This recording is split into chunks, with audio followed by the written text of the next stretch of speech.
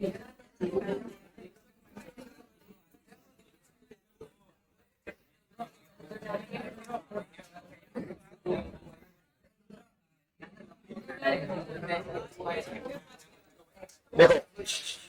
Last class में हमने Gulberg वार्ग equation derive किया था।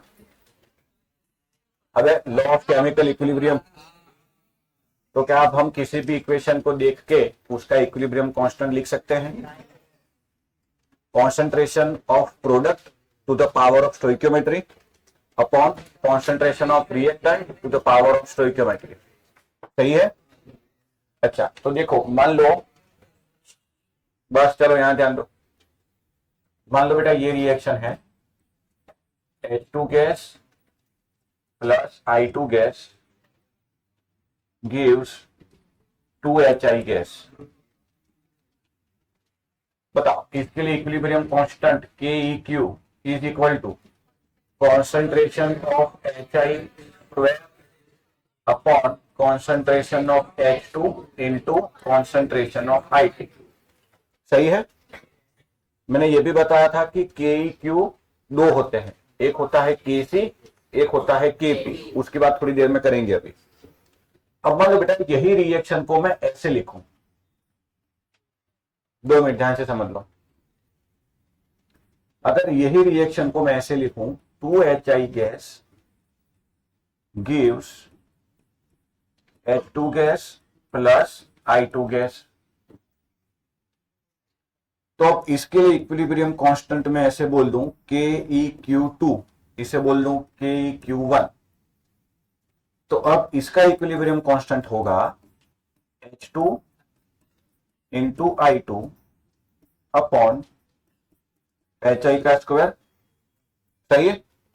Concentration of product upon concentration of reactant, और जो स्टोइकियोमेट्री है वो पावर। बोलो, क्या इसको मैं ऐसे लिख सकता हूं 1 अपॉन KEQ1, क्योंकि ये इसका रेसिप्रोकल है। तो यहां से एक बात समझ लो कि अगर किसी भी रिएक्शन को रिवर्स करके लिखेंगे तो उसका इक्विलिब्रियम कांस्टेंट भी रिवर्स हो जाएगा। हेलो, अगर किसी भी रिएक्शन को रिवर्स करके लिखेंगे तो उसका इक्विलिब्रियम कांस्टेंट भी रिवर्स हो जाएगा। ये ठीक है? एक और बात समझो, अगर इस इक्वेशन को मैं ऐसे लिखूं, 1/2 से मल्टीप्लाई करूं, तो 1/2 H2 gas plus 1/2 I2 gas gives HI gas. सही है बेटा? अगर इस इक्वेशन को मैं 1/2 से मल्टीप्लाई करूं, 1/2 से, तो आगे 1/2, आगे 1/2, 2 कैंसिल।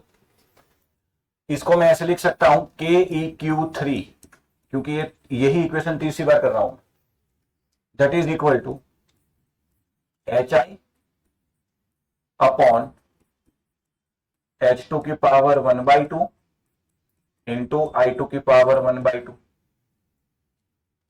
बोलो ठीक है? कोई परेशानी? तो क्या हम इसको ऐसा लिख सकता हूं KEQ1 की पावर 1/2।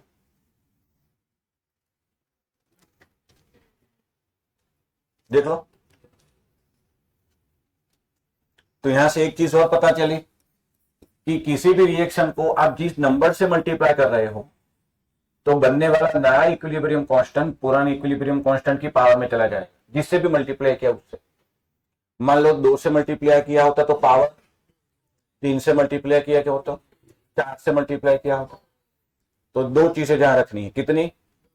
अगर किसी भी रिएक्शन को उल्टा लिखा जाए तो उसका इक्विलिब्रियम कांस्टेंट रेसिप्रोकल हो जाएगा। दूसरा, अगर किसी भी रिएक्शन को किसी नंबर से मल्टीप्लाई किया जाए तो जिस भी नंबर से आपने मल्टीप्लाई किया है वो इक्विलिब्रियम कांस्टेंट की पावर में जाएगा। That is okay? तो अगर मैं इसको सम अप करके ऐसे लिखूं, मान लो कोई रिएक्शन है A mole of A plus B mole of B give C mole of C plus D mole of D, और इसका इक्विलिब्रियम कांस्टेंट है बेटा मान लो Kc। Kc का मतलब यहां एक्टिव मास क्या होगा? कंसंट्रेशन अब यही इक्वेशन अगर मैं ऐसे लिखूं,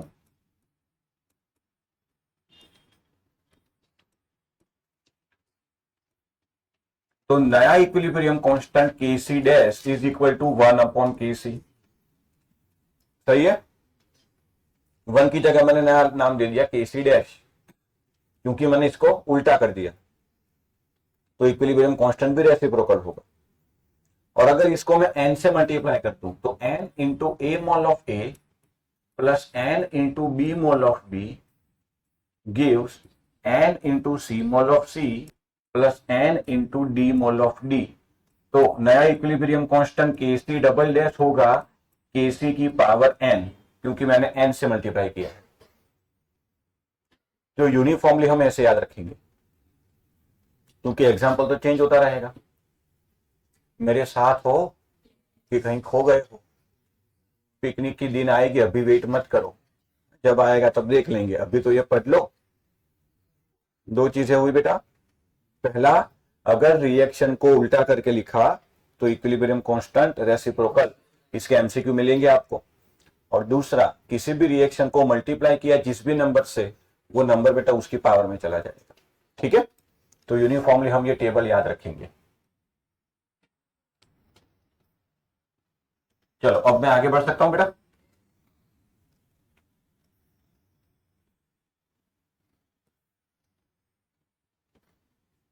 आगे बढ़े।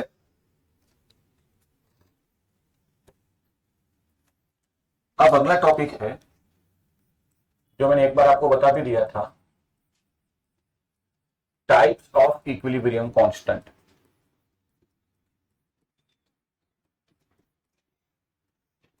लिखने का टाइम मिलेगा शांति से, कोई चिंता मत करो। तो इसमें दो कैटेगरी बनेगी। Case 1, if active mass is molar concentration. क्या मैंने आपको एक्टिव मास बता दिया है? रिएक्शन का ऐसा मास जो एक्चुअल में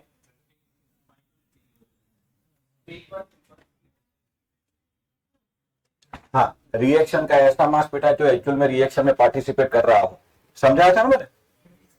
मान लो आपने 10 ग्राम सब्सटेंस लिया, कितना, और आपने कैलकुलेट 10 ग्राम से ही कर लिया, तो वो गलत होगा, क्योंकि हो सकता है 10 में से एक्चुअल में 5 ग्राम ही पार्टिसिपेट कर रहा हो, तो हमें 5 ग्राम लेना पड़ेगा। जैसे क्लास में बच्चे बैठे हैं 40, बस पढ़ रहे हैं सिर्फ 30, तो बाकी 10 को काउंट नहीं करेंगे ना, 30 को ही काउंट करेंगे। तो एक्टिव मास दो होते हैं, अगर कॉन्सेंट्रेशन से रिप्रेजेंट किया तो, और प्रेशर से रिप्रेजेंट किया तो, क्योंकि गैस के लिए प्रेशर ही उसका कॉन्सेंट्रेशन होता है। याद करो ideal gas equation, PV equal to NRT. अच्छा, आर की अलग अलग वैल्यू मैंने एक बार लिखवा दी है, जरूरत पड़ेगी तो बता दूंगा। तो P is equal to N by V R T लिख सकते हैं बेटा। अच्छा, एन यानी मोल, वी यानी वॉल्यूम, मोल अपन वॉल्यूम में क्या कहलाता है? कॉन्सेंट्रेशन, हाँ मोलारिटी। तो अगर आप ध्यान से देखो तो P is equal to concentration है, R कांस्टेंट, T भी कांस्टेंट। पर ये कब अप्लाई होगा? गैस के लिए। तो गैस के लिए आपके पास दो चॉइस होगी, या तो कॉन्सेंट्रेशन से मेंशन करो या प्रेशर से। लिक्विड के लिए कोई, अच्छा मैंने होमोजीनियस हेटेरोजीनियस बता दिया था, ठीक है। तो मान लो एक रिएक्शन है N2 गैस, घिसा पिटा reaction, 3H2 gas gives 2NH3 gas. तो अब यहां मैं अगर KEQ की जगह KC लिखूं, तो यहां C का मतलब ये हो जाता है कि इस रिएक्शन में मैंने मोलर कॉन्सेंट्रेशन कंसिडर किया है। एक बार फिर से, मैं यहां KEQ की जगह KC लिखूं, तो ये KC बताएगा क्या कि रिएक्शन में जो पार्टिसिपेंट है उसका मोलर कॉन्सेंट्रेशन लिखना है। तो हम वैसे लिखते हैं, कैसे? Molar concentration of ammonia power 2 upon concentration of N2 into concentration of H2 की पावर 3। इस पूरे चैप्टर में जो स्क्वायर ब्रैकेट में लिखा होगा वो कॉन्सेंट्रेशन रिप्रेजेंट करेगा, जो स्क्वायर ब्रैकेट के अंदर है मतलब उसकी कॉन्सेंट्रेशन। और दूसरा केस बनेगा if active mass is pressure.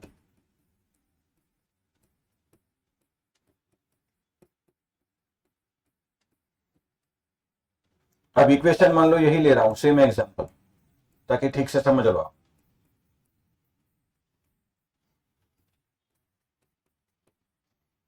अब अगर मैं यहां ऐसा लिखूं K E Q is equal to K P, तो केपी लिखने से ये अंडरस्टूड हो जाएगा कि इसमें जो पार्टिसिपेंट है उसका हमने प्रेशर कंसीडर किया है। क्या? तो फिर इसको लिखेंगे कैसे? इसको फिर बेटा ऐसे लिखेंगे, प्रेशर ऑफ एमोनिया का square upon pressure of N2 into pressure of H2 का क्यूब। इसमें और इसमें डिफरेंस देख लो ध्यान से। लॉ ऑफ केमिकल इक्विलिब्रियम जैसे अप्लाई करते हैं वैसे ही करना है।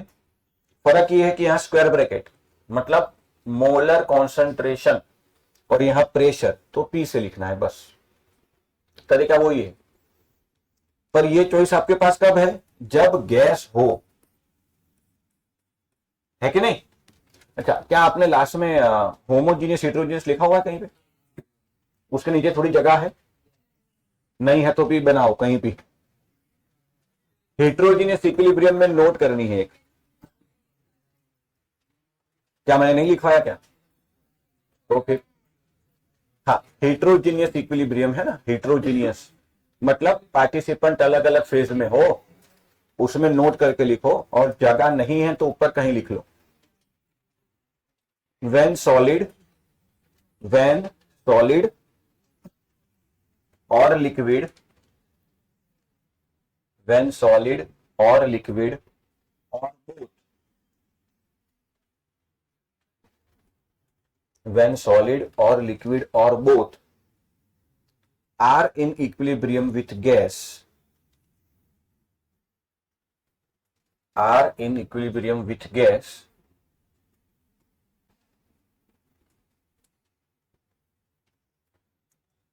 then do not write molar concentration of,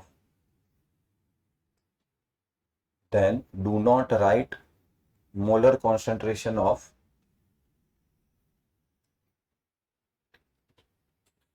solid, liquid or both, solid, liquid or both in equilibrium equation, in equilibrium equation।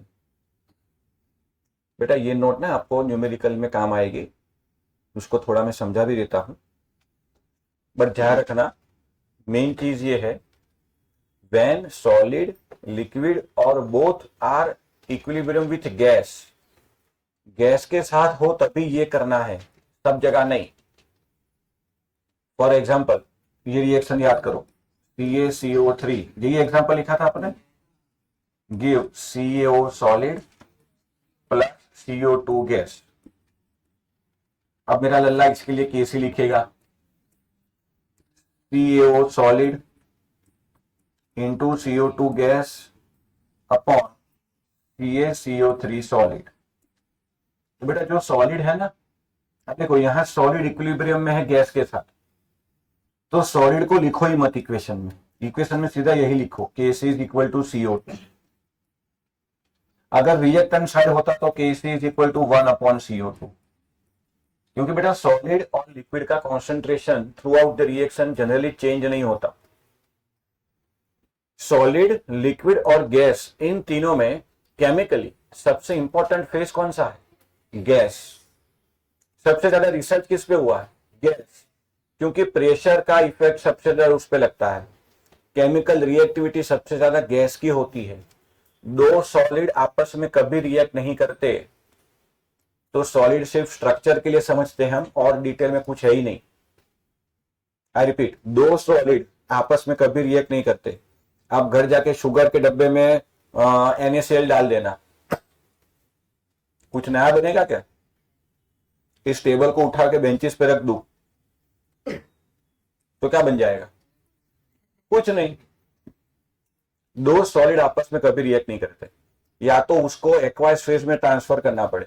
इसलिए जब घर पे मम्मी सब्जी बनाती है तो एक्वायस फेज यूज करते हैं हम, है ना। नमक को डिसॉल्व करवाने के लिए, शुगर को डिसॉल्व करवाने के लिए, बट वो रहेगा तो आपके कंपार्टमेंट में ही, आपके सिस्टम में ही, क्योंकि वेपर बन के तो सिर्फ वो वाटर निकलेगा। तो हम एक्चुअल में सब कुछ मिक्स करने के लिए एक्वायस मीडियम यूज करते हैं।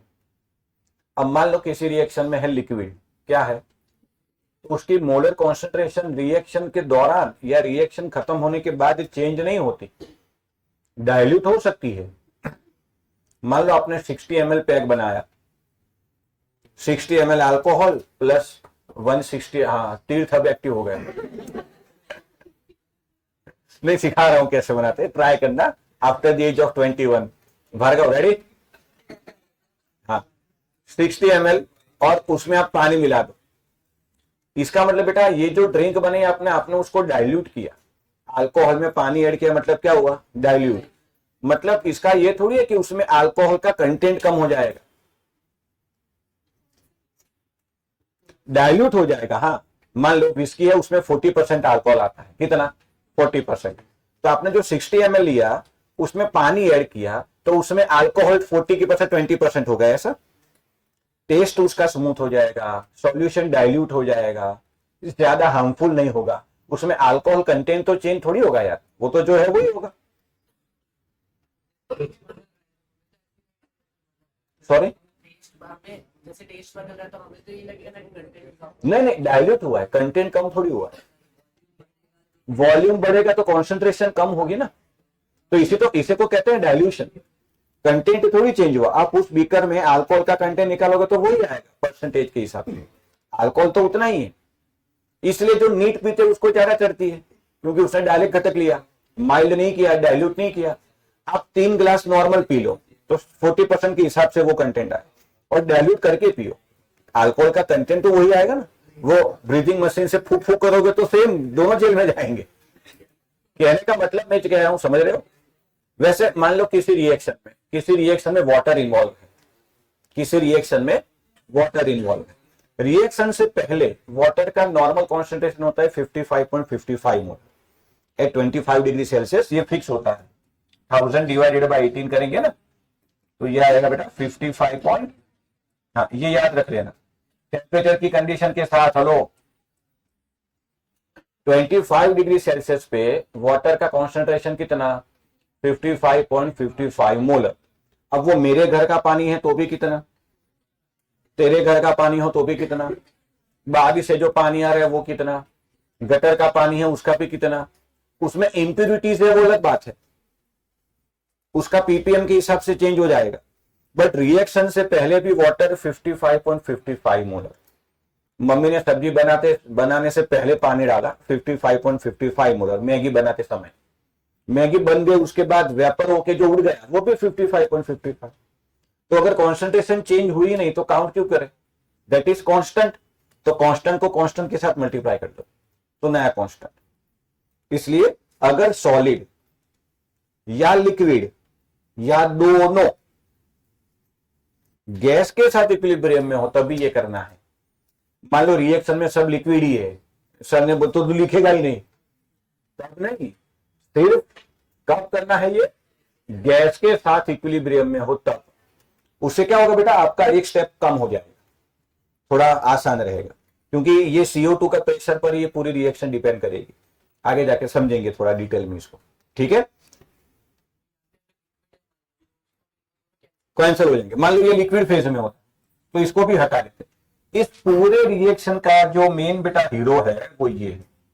इसको चेंज करने पर ये फॉरवर्ड या बैकवर्ड में लगा रहेगा, इसका फर्क नहीं पड़ता क्योंकि इनका कॉन्सेंट्रेशन चेंज हो ही नहीं रहा। क्लियर। तो सॉलिड या लिक्विड या दोनों गैस के साथ इक्विलिब्रियम में हो तब ये करना है।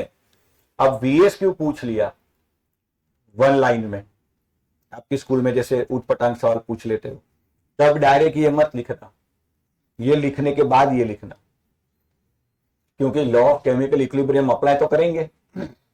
तो एक्चुअल में ये लिखने के बाद सही तरीका ये है कि ये कांस्टेंट, इसको सामने ले जाओ, ये भी कांस्टेंट, इसको नीचे ले जाओ, तो ये सारे कांस्टेंट मिलकर नया कांस्टेंट, फिर हम ये लिख सकते हैं।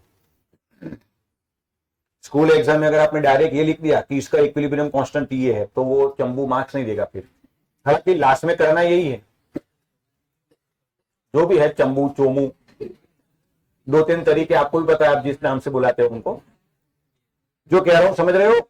VSQ में अगर से एक्सरसाइज में सवाल है कि इस इक्विलिब्रियम के लिए इक्विलिब्रियम कांस्टेंट लिखो, तो सभी में डायरेक्ट मत लगा देना।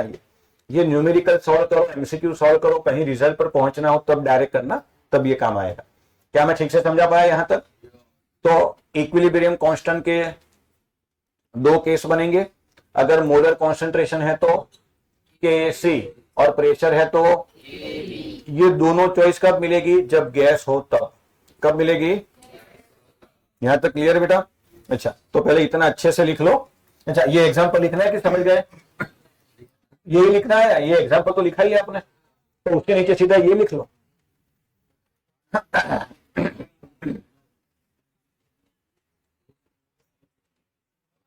जी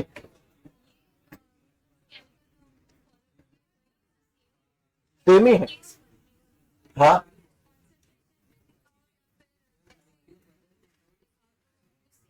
से मत, कैसे समझा नहीं मैं?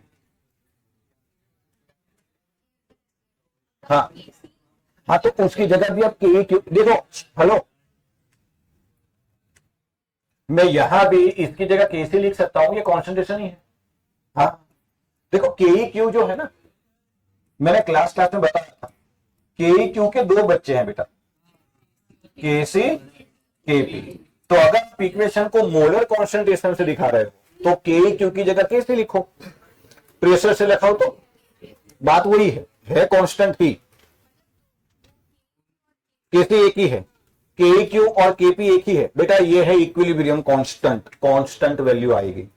ये है equilibrium constant if active mass is concentration, constant.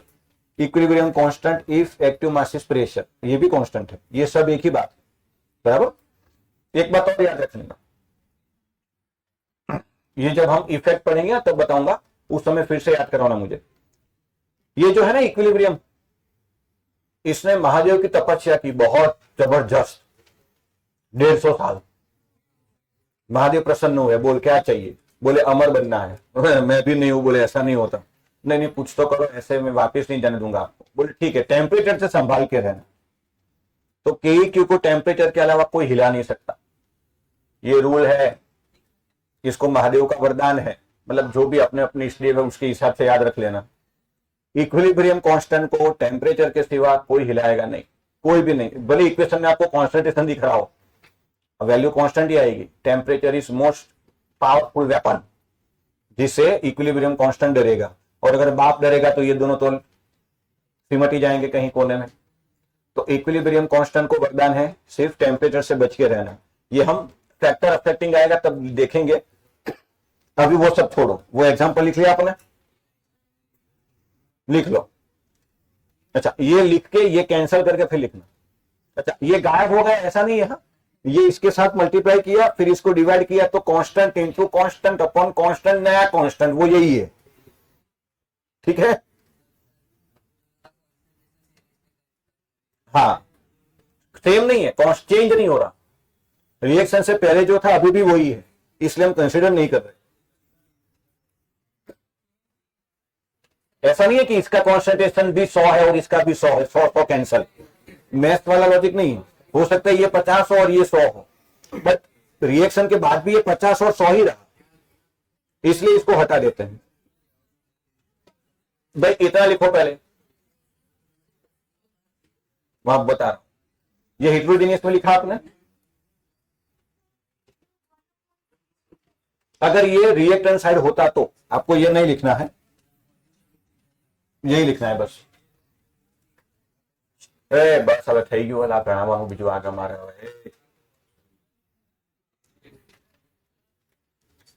जी ठीक है, थोड़ा प्यार से बोला, हम तो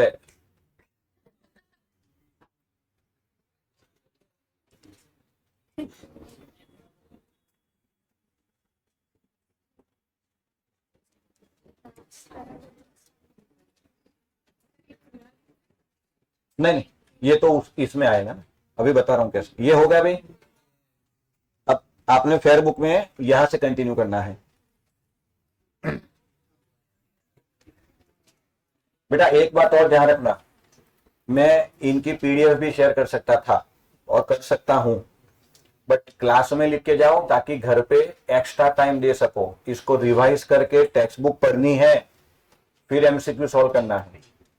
इसको घर पे जाके लिखोगे, आधा घंटा और वेस्ट होगा, मैं समय बचा रहा हूं, फिर पता चला घर पे करता ही नहीं कुछ। तो फिर ऐसा करूंगा, एक बार यहां और घर पे 2 बार। तो जो हम पढ़ रहे हैं उसको एनसीईआरटी से एक बार पढ़ना जरूर है, उसके बाद आप प्रैक्टिस के लिए एमसीक्यू सॉल्व करो। ये केमिकल इक्विलिब्रियम खत्म हो जाएगा, फिर मैं भेजूंगा पीडीएफ एमसीक्यू की ये वीक के बाद। अच्छा ये नहीं लिखना है भाई, ये तो पूरी कहानी लिखेंगे महादेव वाली।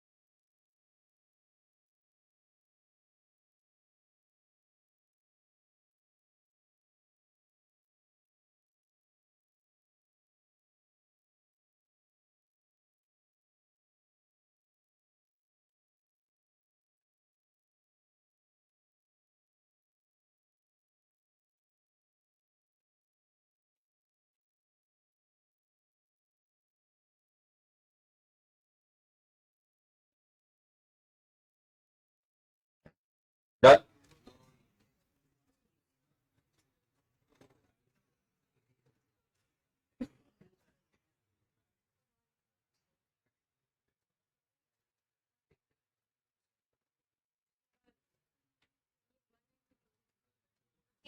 वन वन, हाँ ये इसकी पावर 1/।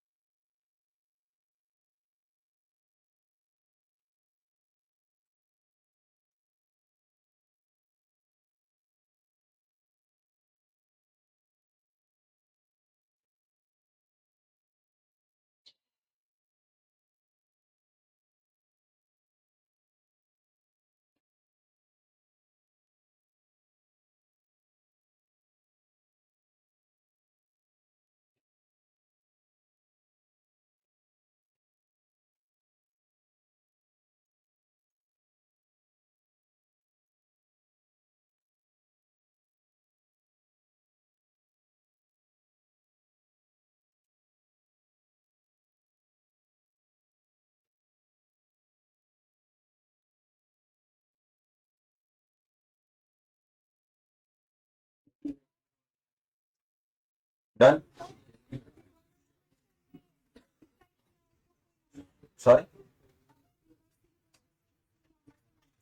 बेटा, अगर इक्वेशन जो है उसको रिवर्स करेंगे तो जो इक्वेशन है उसी को रिवर्स करेंगे। ऐसा नहीं कि जैसे मान लो रिएक्शन ये है, N2 + 3H2 गिव्स 2NH3। अगर आपको इसको रिवर्स करके लिखना है तो इस इक्वेशन को आप रिवर्स करके ऐसे लिखोगे 4NH3 gives 5/2N2 plus 15/3H2। Change होगा क्या? रिवर्सिबल रिएक्शन का मतलब यही है कि इसी रिएक्शन को आप रिवर्स में लिख सकते हो, तभी ये एप्लीकेबल। या तो पहले मल्टीप्लाई करो फिर उसको रिवर्स करो। स्टोइकियोमेट्री कैसे चेंज करोगे? पर आप स्टोइकियोमेट्री नहीं चेंज कर सकते। इसी रिएक्शन को रिवर्स में लिखना है तो ऐसे ही लिखना पड़ेगा, या तो पहले इसको मल्टीप्लाई करो फिर रिवर्स करो, वरना तो रिएक्शन ही चेंज हो गया ना। इसको रिवर्स मल्टीप्लाई करें फिर नहीं होगा। KDS की पावर लिख सकते हैं। रिवर्स करके मल्टीप्लाई नहीं कर सकते, रिएक्शन को चेंज नहीं कर सकते। आप नई रिएक्शन थोड़ी बना सकते हो। इसकी स्टोइकियोमेट्री जो है सो है, आप इसको पहले मल्टीप्लाई कर लो, अब रिवर्स करके लिखो। आप ऐसा नहीं कर सकते, इसको एज इट इज रखा और रिवर्सिबल रिएक्शन को 2 से मल्टीप्लाई कर दिया तो बदल गया, स्टोइकियोमेट्रिक कोएफिशिएंट चेंज हो गया। तो ये रिएक्शन जो थी उसको मैं रिवर्स करके ऐसे लिखूं कि भाई 4NH3 gives 2N2 plus 6H2। बेटा ये दोनों रिएक्शन अलग अलग हो गई। इसमें स्टोइकियोमेट्रिक कोएफिशिएंट क्या था? 3, 2, 1। इसको आपको रिवर्स करके लिखना है तो एज इट इज लिख सकते हो। आपने रिवर्स भी किया और 2 से मल्टीप्लाई भी कर दिया, तो अब इसके लिए केसी अलग, इसके लिए केसी अलग, क्योंकि ये दोनों रिएक्शन अलग अलग है। यहां इसके कंपैरिजन में 2 गुना प्रोडक्ट बन रही है, तो दोनों अलग अलग चीज हो जाएगी। KC डबल डैश तो इसकी पावर n होगी ना। नहीं, ये नॉर्मल रिएक्शन है। किसी भी हाँ, इसकी पावर आप डायरेक्ट लिख सकते हो कि इसका जो केसी है, मतलब इसका केसी कैसे लिखोगे? N2 की पावर 2 इंटू H2 की पावर 6 डिवाइडेड बाय NH3 की पावर 4। वो इसके केसी का 2 गुना होगा। इसका केसी क्या था? एमोनिया की पावर, नहीं यहां तो 1 2 3 था ना बेटा। एक मिनट, एमोनिया की पावर क्या थी? 2। N2 इंटू H2 की पावर 3। अब आप इसको कैसे कंपेयर करोगे? क्योंकि ये डायरेक्ट रिएक्शन है, ये रिवर्स रिएक्शन है मल्टीप्लाई बाय 2, तो ये 2 अलग अलग रिलेशन है। बेसिकली ये 2 रिएक्शन ही अलग अलग है। हाँ, अब ये लिखो यहां तक।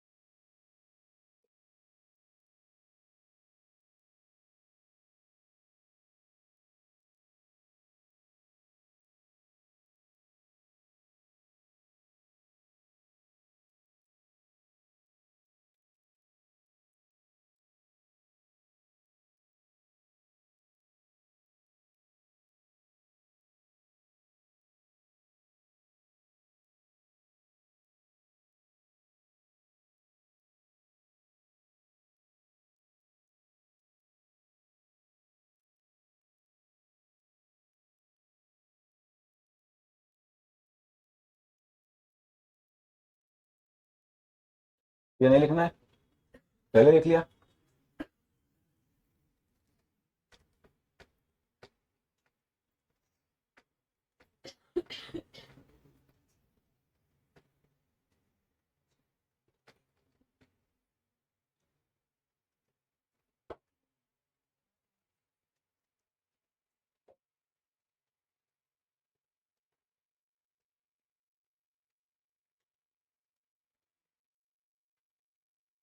चलो हो गया बेटा।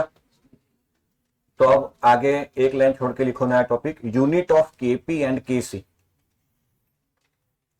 यूनिट ऑफ केपी एंड केसी।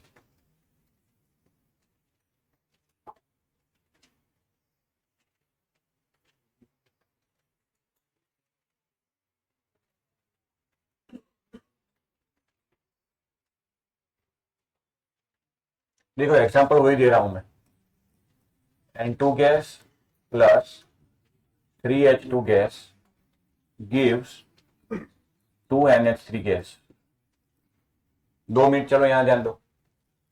अब इसके लिए मैं लिखूं केसी, तो KC is equal to concentration of ammonia की power 2 upon concentration of H2 into H2 की पावर 3 इज इक्वल टू, अब बेटा स्क्वायर ब्रैकेट मतलब कॉन्सेंट्रेशन, कॉन्सेंट्रेशन का यूनिट होता है मोल पर लीटर।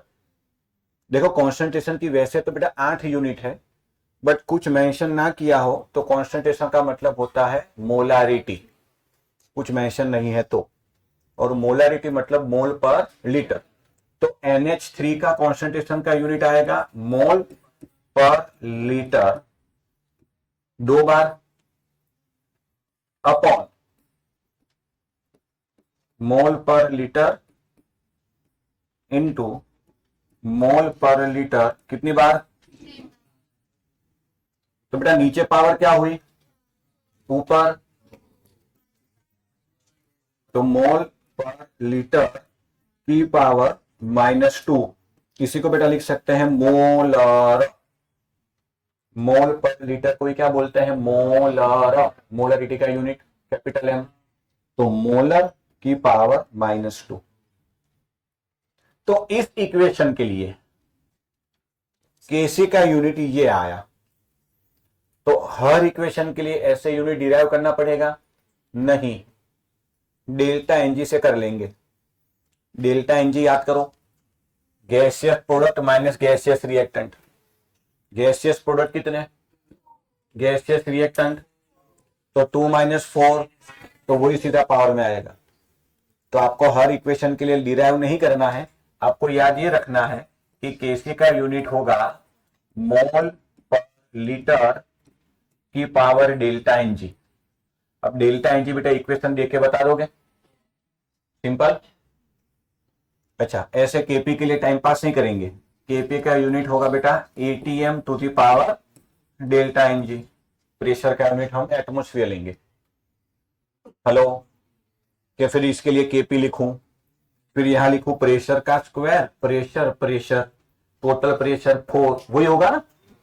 अच्छा तो केपी का यूनिट क्या है भाई, मोल पर लीटर पावर डेल्टा एनजी, और केपी का यूनिट एटमोस्फियर की पावर डेल्टा एनजी। अब ये इंपॉर्टेंट है इसलिए क्योंकि जनरली कांस्टेंट के यूनिट, कांस्टेंट उसमें भी यूनिट, तो अगर न्यूमेरिकल में आपने केसी सॉल्व करके पीछे यूनिट नहीं लिखा तो फिर से वो 24 मार्क्स काट लेगा। एमसीक्यू में तो ये सब नहीं होगा, बट फिर भी। और कई बार क्या होगा कि तू हर बार ये लिखेगा तो भी मार्क्स कटेंगे, क्योंकि मान ले डेल्टा एनजी 0 है, तूने फिर भी लिख लिया, तो ऐसा भी मत करना। मैं जो कह रहा हूं समझ रहे हो। अच्छा किसी की भी पावर 0, हाँ तो उस केस में यूनिट नहीं आएगा, आपका जो आंसर है *1 दैट इज योर यूनिट। तो जहां डेल्टा एनजी 0 सर ने बोला था यूनिट नहीं लिखेंगे ना तो वो 24 मार्क्स काट लेगा। तो हर बार नहीं लिखना है, किसी रिएक्शन में अगर डेल्टा एनजी 0 है तो यूनिट नहीं आएगा। जो कह रहा हूं समझ पा रहे हो आप। तो बेसिकली केपी का यूनिट क्या है, एटमोस्फियर की पावर डेल्टा एनजी, और केसी का यूनिट मोल पर लीटर। अच्छा इसी को मोलर भी कहते हैं, ध्यान रखना। तो मोल पर लीटर हो या मोलर हो, उसकी पावर डेल्टा एनजी। ठीक है, बाद में लिख लेना, अभी समझ लो पहले। अगला टॉपिक है रिलेशन बिटवीन केपी एंड केसी।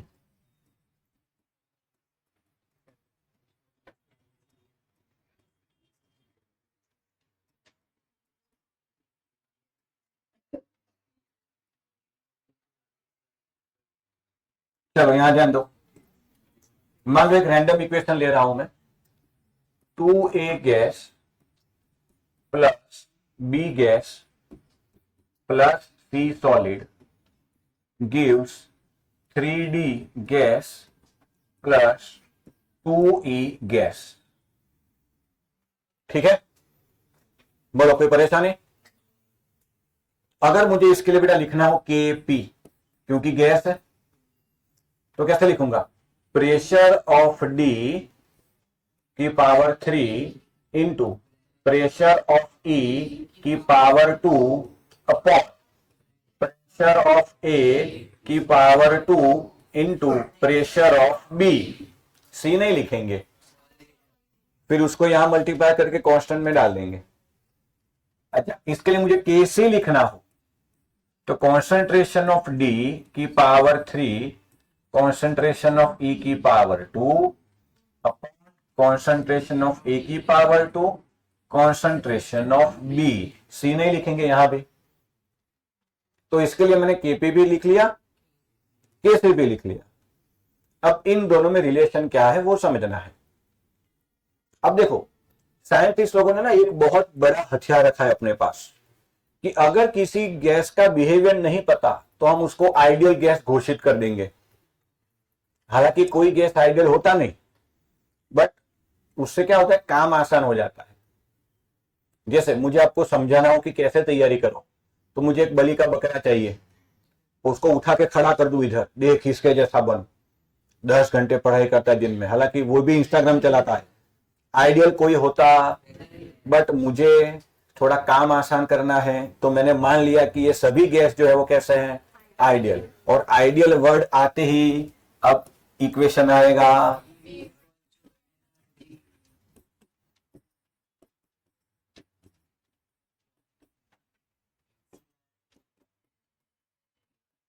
सही है, आर टी कॉन्स्टेंट।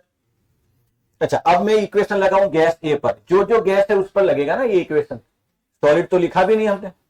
अच्छा, तो मैं ये लिख सकता हूं P A is equal to concentration of A into R T, concentration square bracket में इंटू आर टी। तो पी ए कहां है, हाँ, पी ए की जगह मैं ये लिख सकता हूं concentration of A into R T.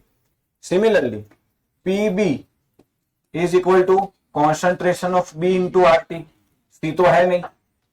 P D is equal to concentration of D into R T and PE is equal to concentration of E into R T. बोलो यहां तक सब ठीक है भाई, कोई परेशानी? ये सारी वैल्यू उठा के यहां लगा, बराबर। आप लोग बुक में ऐसे लिखना, मेरे पास वहां जगह है तो लिख रहा हूं मैं। तो केपी इज इक्वल टू, देख पीडी की जगह क्या लिखूं, concentration of D into R T whole power 3, सही है। PE concentration of E into R T की power 2 upon A R T 2, A into R T की पावर, और बी तो एज इट इज है। बोलो यहां तक कोई परेशानी? अच्छा, अब सबको अलग अलग कर दूं, ध्यान से देखना। तो मैं इसको ऐसे लिख सकता हूं, concentration of D into concentration of E upon concentration of A into concentration of B. अब सब जगह बचा क्या? अच्छा, आरटी के ऊपर कितनी पावर है, नीचे, ऊपर कितनी, नीचे, 5 में से 3 जाएगा, तो आरटी की पावर 2। समझा? अरे यार ये सही है भाई। अच्छा, आरटी की पावर 2, ये तो कैसी है ना। हाँ, तो केपी इज इक्वल टू के सी इंटू आर टी की पावर लिखेंगे डेल्टा एनजी। इस केस में 2 वही तो आया था भाई, कैसे आया था 2 देख लो, 3 + 2 5 माइनस दैट इज 2। तो केपी के इसी में क्या रिलेशन है, तो बोले ये कहां रहे,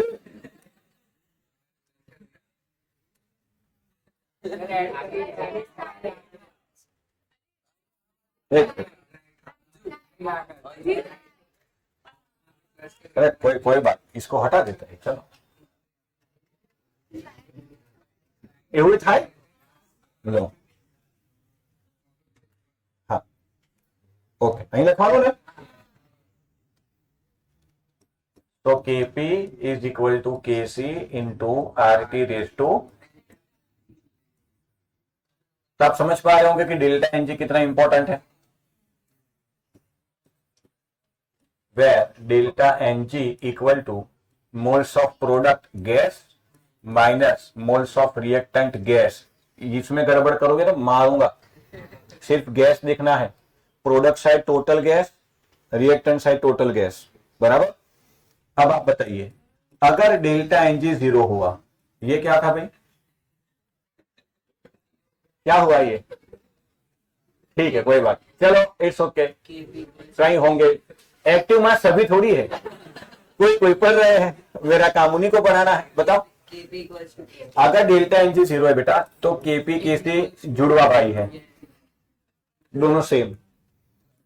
सिमिलर अगर डेल्टा एनजी ग्रेटर देन 0 हुआ तो केपी बड़ा भाई है, और अगर डेल्टा एनजी नेगेटिव हुआ तो केसी बड़ा भाई है, बराबर। तो यहां से क्या आप एमसीक्यू कर पाओगे, ठीक है बेटा।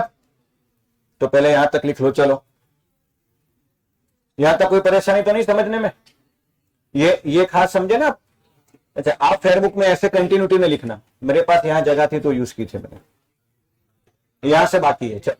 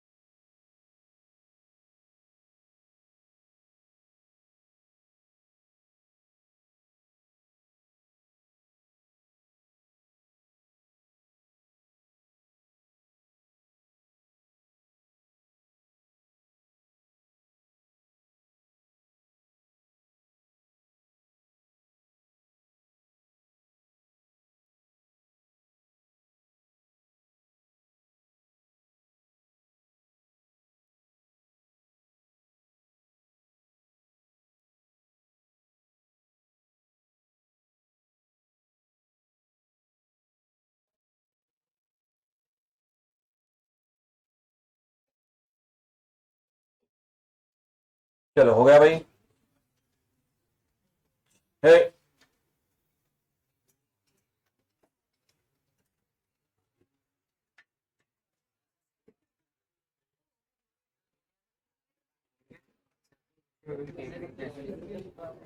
रहने बाकी।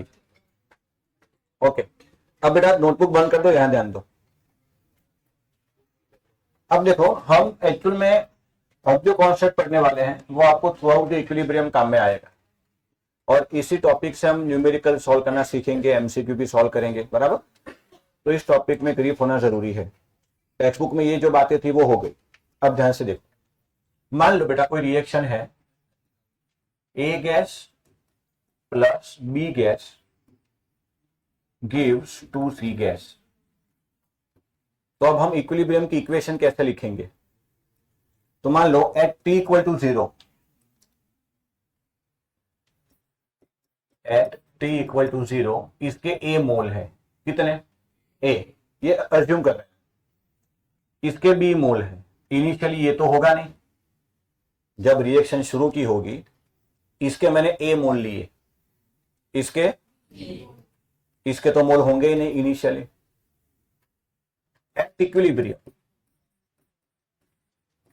बेटा इक्विलिब्रियम पर A जो कि रिएक्टेंट है वो कुछ कम हुआ होगा, कितना मुझे नहीं मालूम, तो मैं रैंडम वैल्यू ले रहा हूं, ये X कम हुआ।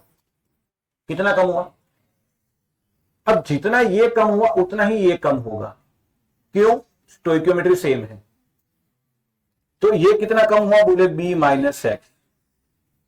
तो ये कितना बना? तो ये बना 2x। स्टोइकियोमेट्री ध्यान में रखनी है, समझ में आया? इनिशियली इसके मोल कितने थे? अब न्यूमेरिकल मान लो इसके लिए है 10 मोल, ये है 20 मोल, ये 0, ये 10 माइनस 5, ये 20 माइनस 5, 2 इंटू जो भी मोल बन रहे हैं वो। तो ये जो वैल्यू है वो क्वेश्चन में गिवन होगी, ठीक है। अगर मोल नहीं गिवन है तो वेट गिवन होगा, तो हम मोल निकालेंगे। अब बेटा ये आया इक्विलिब्रियम पर mole, mole at equilibrium, but हमें तो बेटा कॉन्सेंट्रेशन चाहिए ना इक्विलिब्रियम पे। तो कॉन्सेंट्रेशन एट इक्विलिब्रियम, बेटा कॉन्सेंट्रेशन मतलब मोल अपॉन वॉल्यूम, तो इसका भी b minus X upon V, और ये 2x अपॉन वी। अच्छा, तो अब इसके लिए मैं लिखूं Kc, क्योंकि मैंने कॉन्सेंट्रेशन लिया है, तो c का square upon a into B. अब c क्या है? 2x बाई वी का square upon a minus X by V, b minus X by V, v square V cancel, that is equal to 2x का square upon a minus X into B minus X. अब जो बता रहा हूं वो ध्यान से सुनो। If delta NG is 0, volume को कंसिडर ही मत करो, वो बेवकूफ बनाने के लिए। आप सीधा ये स्टेप ही लिख लो, क्योंकि वॉल्यूम कैंसिल हो जाएगा। हेलो, तो आपका ये स्टेप बच गया। अच्छा, अभी आसान लग रहा है ये आपको, मोल को वॉल्यूम से डिवाइड करना है, फिर इधर उधर देखोगे कैंसिल आओ, समझ रहे हो? तो पहले रिएक्शन को ध्यान से देखो। अगर डेल्टा एनजी 0 है तो ये स्टेप देख के डायरेक्ट आगे बढ़ो। देखो ये सीधा 2x का square upon a minus X B minus X, power में कुछ नहीं, समझ आया? तो पहले क्या लिखेंगे? At equilibrium, sorry t equal to 0 पर कितने मोल है, इक्विलिब्रियम पर कितने मोल है, और इक्विलिब्रियम पर कॉन्सेंट्रेशन कितनी है। मैं आपको तीनों केस बता रहा हूं, आपको ये स्टेप लिखने की जरूरत ही नहीं पड़ेगी, आप सीधा यहीं से आगे बढ़ सकते हो। तो पहले ये समझ में आया? पक्का? दूसरी इक्वेशन देखो, मान लो कोई रैंडम इक्वेशन है ये 3a gas plus b gives C gas, ठीक। वही मेथड से शुरू करो। इसके मोल है मान लो a b 0, t equal to equilibrium पर इसके मोल कितने होंगे?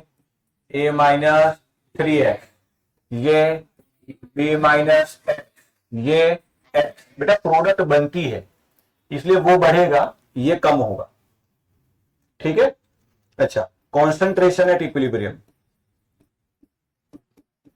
तो ये क्या होगा, A minus three X by V, B minus X by we.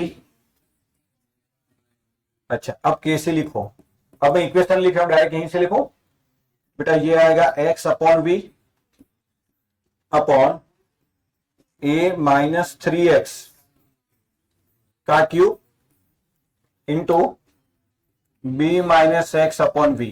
अब देख ऊपर कितनी वी है और नीचे, तो नीचे कितनी बचेगी, तीन बचेगा ना नीचे, तो क्या मैं इसको ऐसे लिख सकता हूं, X upon A minus three X का cube into B minus X into one upon V cube.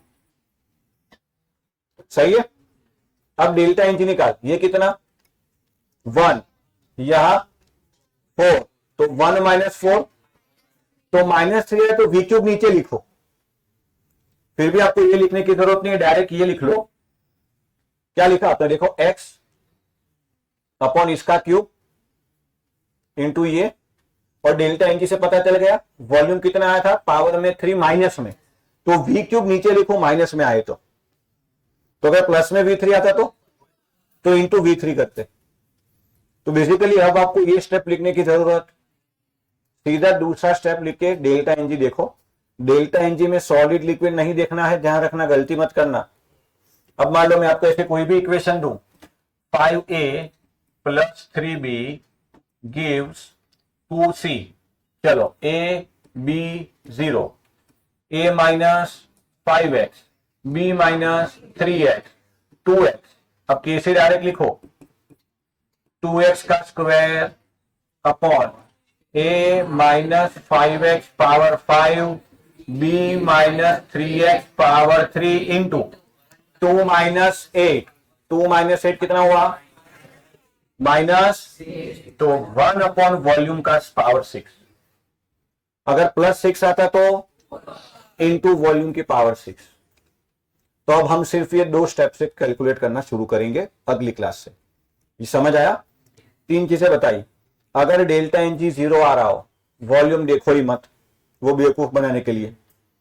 अगर डेल्टा एनजी नेगेटिव है अपॉन में, और जो है वो मान लो माइनस टू है तो one upon V square, minus three है तो, माइनस फोर आया तो, पर डेल्टा एनजी टू आया तो into V square, delta NG three आया तो इंटू वी क्यूब। इससे बेटा क्या होगा, टाइम बचेगा आपका, ये सब करने की जरूरत नहीं पड़ेगी, क्योंकि फिर इसको कैलकुलेट भी तो करना है ना।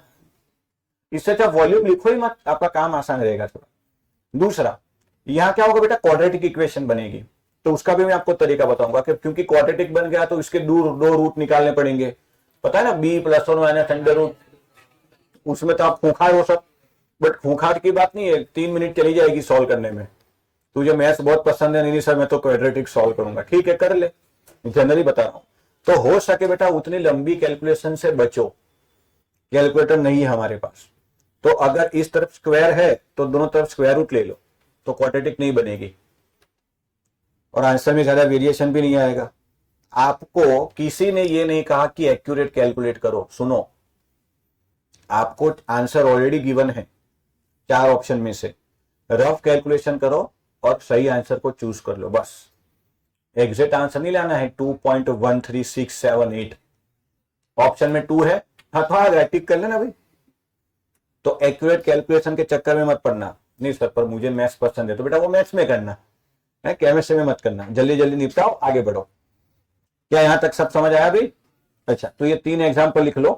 पहला ये नोट करके लिखना है ये सब, कि समझ जाओगे कि डेल्टा एनजी जीरो तो डज नॉट कंसिडर वॉल्यूम, ऐसा लिखवाऊं। हाँ, फिर ये दूसरा केस और तीसरा ये लिख लेना। चलो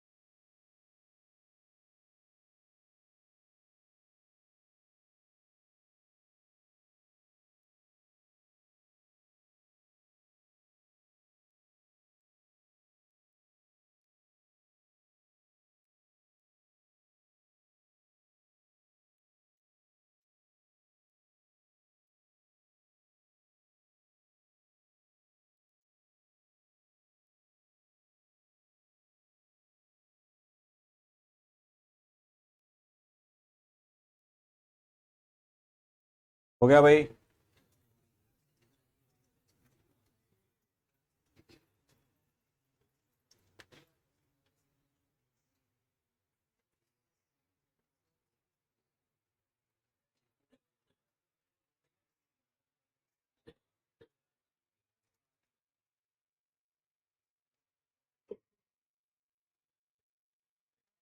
तो बेटा अगली क्लास में यहां से आगे बढ़ेंगे।